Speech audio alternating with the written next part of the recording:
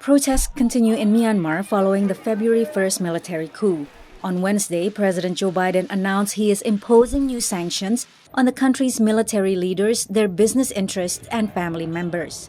Those are on top of sanctions already applied starting in 2017 for atrocities against Myanmar's Rohingya minority. We will identify at first round of targets this week, and we're also going to impose strong exports controls. We're freezing U.S. assets that benefit the Burmese government while maintaining our support for healthcare, civil society groups, and other areas that benefit the people of Burma directly. With few economic ties and sanctions already in place, U.S. leverage on Myanmar is limited. But sanctions targeting the junta matched by U.S. allies can be effective, according to analysts. Maybe in cooperation with other parties, the Japanese, for instance, who are major players in the economy, the U.S. can help shift the cost-benefit analysis a little bit and incentivize compromise and a return to democracy. But if we think that we're going to slap sanctions and Min Aung Hlaing's going to say, I'm sorry, we are mistaken.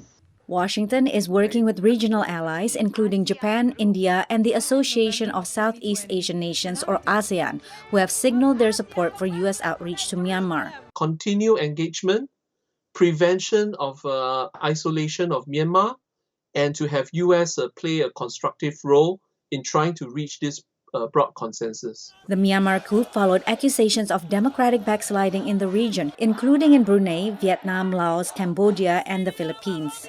Addressing them in the context of strategic competition with China is seen as a challenge for the administration. How do we compromise and play the long game and keep channels open, even with regimes that we object to?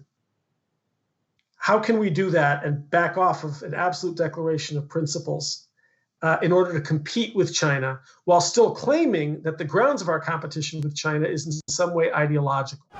The U.S. has been criticized as hypocritical for sanctioning countries after a violent siege of the U.S. Capitol by supporters of former President Donald Trump, who falsely claimed the U.S. presidential election was stolen. The same pretext the Myanmar military used for the coup. I don't think it was ever all that effective when U.S. officials went into Southeast Asian states preaching, but now they'll just be laughed at. National Security Advisor Jake Sullivan says there is bipartisan support for Myanmar sanctions, but acknowledged America has work to do at home as well. Pulling our country together, revitalizing our own democratic foundation, building more unity, as President Biden has talked about, that will be an important part of us operating effectively in the world.